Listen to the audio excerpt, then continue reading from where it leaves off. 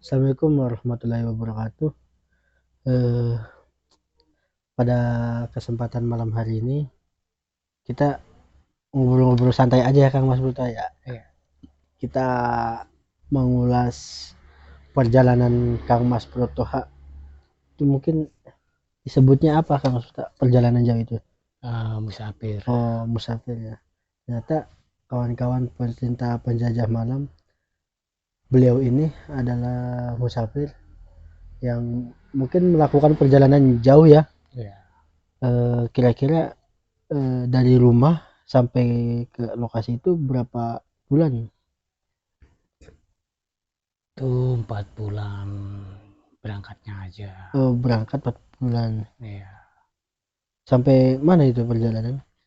Ya dari sini dari Dari Karawang. dari rumah lah ya. Ya dari Karawang, Mm-mm. Subang, Indramayu, Oh. Cirebon itu baru 4 kabupaten.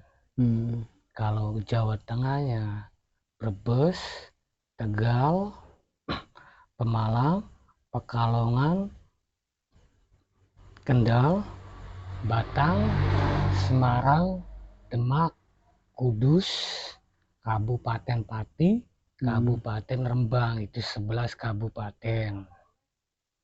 Iya. Terus dari Jawa Timurnya Tuban, Lamongan, Gresik, Surabaya, Sidoarjo, Pasuruan, Lama juga ternyata ya. Jauh. Probolinggo, Situbondo, Banyuwangi, Bali, Lombok. Saya sampai ke Lombok. Hmm.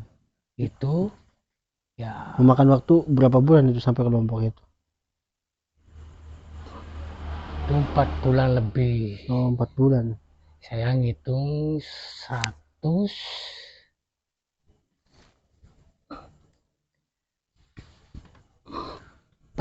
hari. Hmm. Ternyata 4 lama bulan juga lebih. ternyata kawan.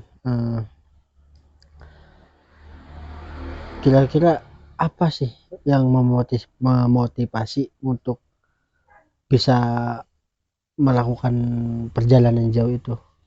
Nah. Ya kan bisa perjalanan jauh kan ya tugas dari guru. Ternyata kawan-kawan, Kang Mas Brotoha ini nggak sembarangan dan nggak se apa ya, nggak semena-mena itunya langsung berangkat aja gitu. Kalau tidak diutus dari gurunya. Mungkin kalau kalau model-model kita berangkat ya tidak ada persiapan gimana-gimana mau jadi apa tadi di jalan ya. Mungkin Kang Mas Brotoha yang sudah berpengalaman karena udah yakin ya, mungkin udah kuat lah mentalnya. Mungkin kalau dari rumah bawa ongkos apa enggak itu kamu cerita? Saya dari rumah ya alhamdulillah saya nggak bawa ongkos sama sekali. Buset. 1.000 pun saya nggak bawa. Hmm. Cuma saya bawa bekalnya aqua botol yang kosong itu, Hmm. yang nggak ada airnya. Iya. Kalau mau minum saya mampir ke masjid, Iya. minta air di keran tempat air wudhu itu. Hmm. Saya minta air buat minum. Nah, ternyata kawan-kawan para pencinta penjajah malam nggak mudah ya untuk jadi seorang musafir.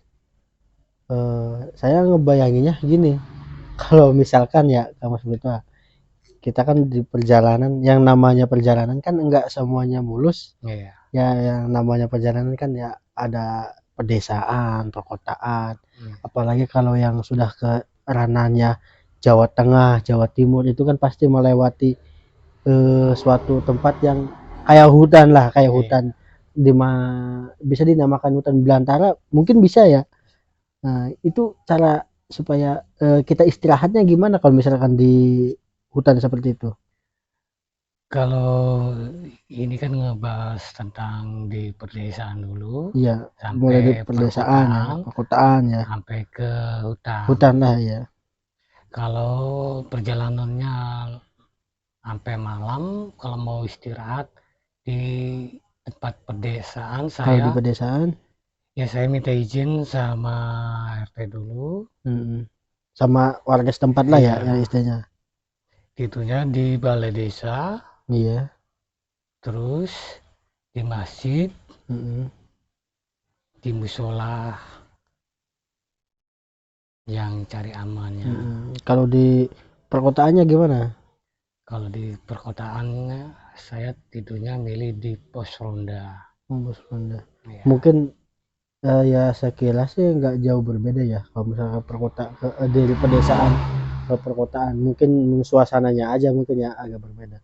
Tapi ini yang jelas kalau kemalaman di hutan itu gimana? Kalau kalau menceritakan sama pecinta penjajah malam ini. kalau kemalaman di perjalanan di hutan Hmm. itu saya beristirahatnya, saya nyari apa Apa? bebatuan yang gede Iya, buat tempat-tempat yang tinggi lah ya. iya buat saya tidur Hmm. gitu situ. Kadang-kadang ya habis bangun tidur ada itu namanya kala jengking. Ya Kalau namanya habis juga di hutan ya, iya, banyak itu hewan-hewan buas seperti itu. kala jengking kan itu gedenya ini apa jempol kaki. Jempol kaki. Iya, Hmm. tuh ada di telinga. Hmm. Tuh ada 7 ekor. Shit. Ada yang hitam, hijau, Hmm. hitam dongker, Hmm. ada lagi yang coklat. Hmm. Ternyata, Warnanya itu. iya. Ternyata untuk menjadi seorang musafir itu kalau tidak kuat dari mental fisiknya juga mungkin udah ini ya Mas Broto ya. Ya. Benar-benar ini harus dipersiapkan secara matang-matang ini mah ya. Terus kalau boleh tahu kan ya, dan para pecinta penjajah malam ini melihat sosok Kang Mas Brotoha ini secara detailnya itu ya.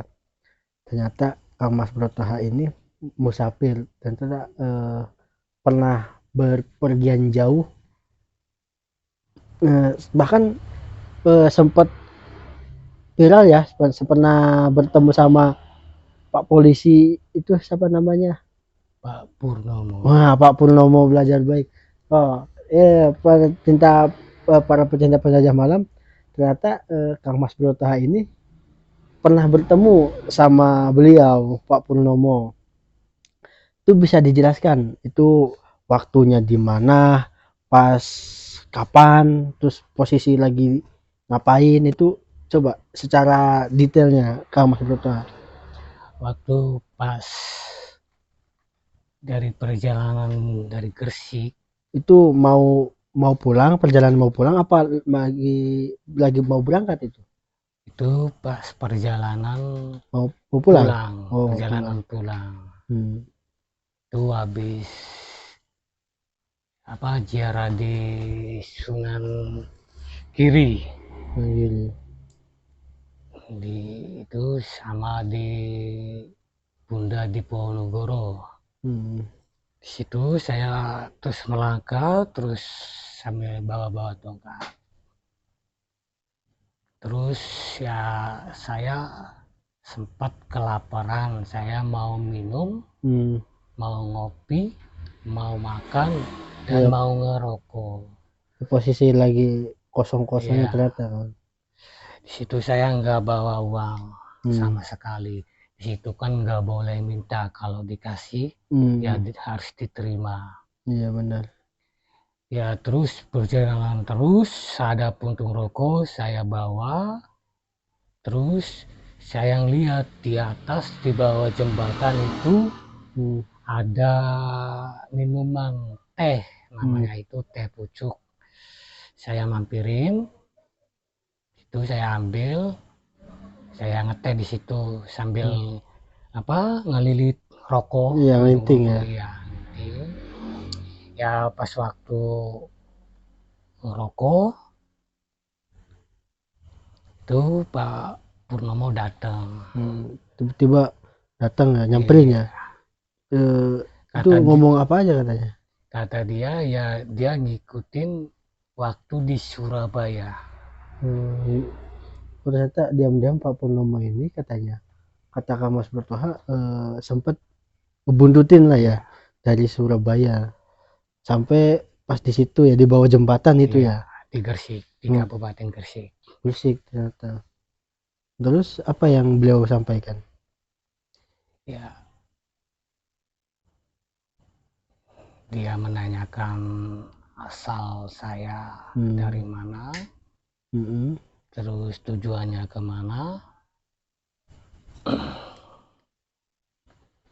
terus yang di apa yang saya inginkan itu apa Iya gitu. benar.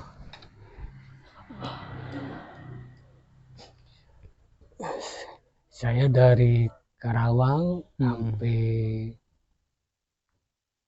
ujung Jawa Timur. Saya bukan ingin menjadi dukun, bukan. Tahu jadi orang sakti, bukan. Saya ingin menyatukan dari tubuh saya, pikiran, pangucap, hati. Kalau buat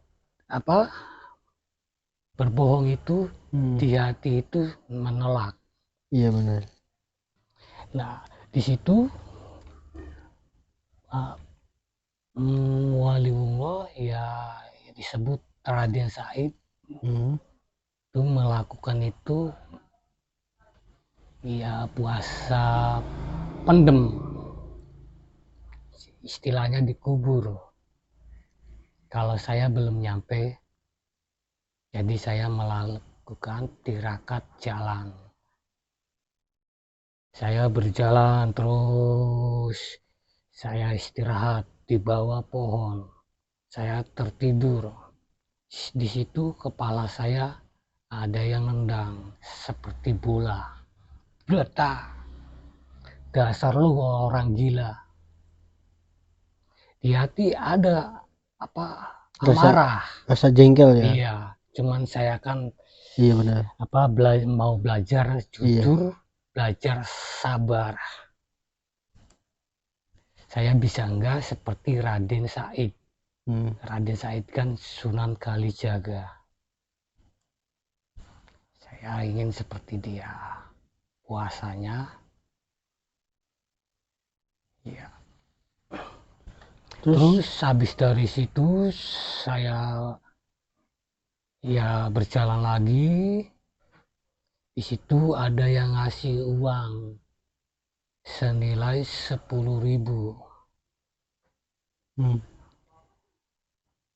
Ya saya, Pak, saya ya, terima kasih banyak. Bapak udah ngasih uang, udah ngasih saya makan. Tuh, saya pendoanya buat yang ngasih. Ya Allah, terima kasih banget. Sekarang saya ada yang ngasih uang.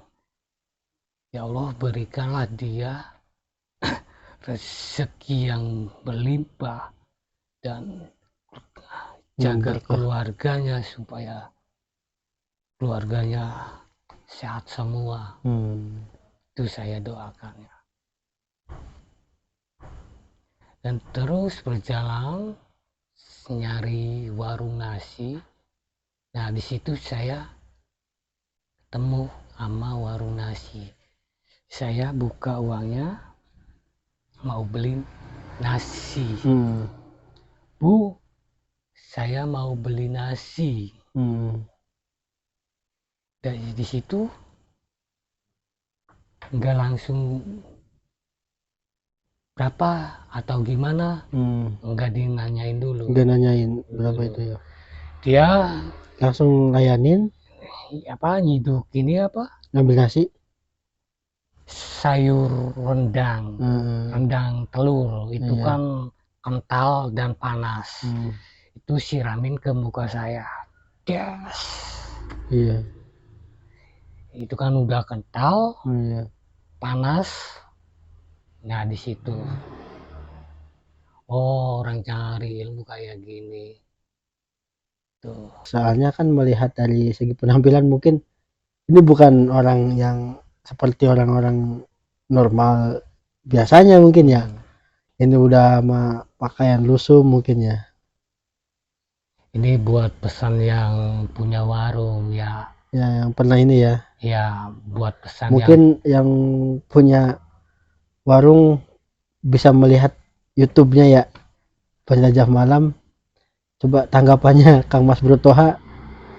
ya Buat ini kan buat pesan yang punya warung, tolong kalau ada orang yang bawa tongkat atau di belakangnya bawa rangsel dan penampilannya kayak orang gila, itu bukan asli orang gila. Itu orang lelakon. Mungkin kalau bahasa Kalau ininya, kalau yang punya warung ngasih makan, ya alhamdulillah itu doanya mantep. Karena setiap langkah dia selalu menyebut nama ya Allah, ya Allah, ya Allah. Setiap jalan. Kalau saya 3 hari 3 malam nggak tidur, itu selalu saya jawab apa di hati saya berpikir ya Allah, ya Allah, ya Allah. Itu 3 hari 3 malam, nggak tahu itu berapa ratus atau berapa ribu. mendengar pengalaman Kang Mas Bro Toha yang pernah disiram ya, mungkin lah pengalaman, ibaratnya bukan pengalaman yang tidak enak berarti ya. Ih, mangan dingin pering.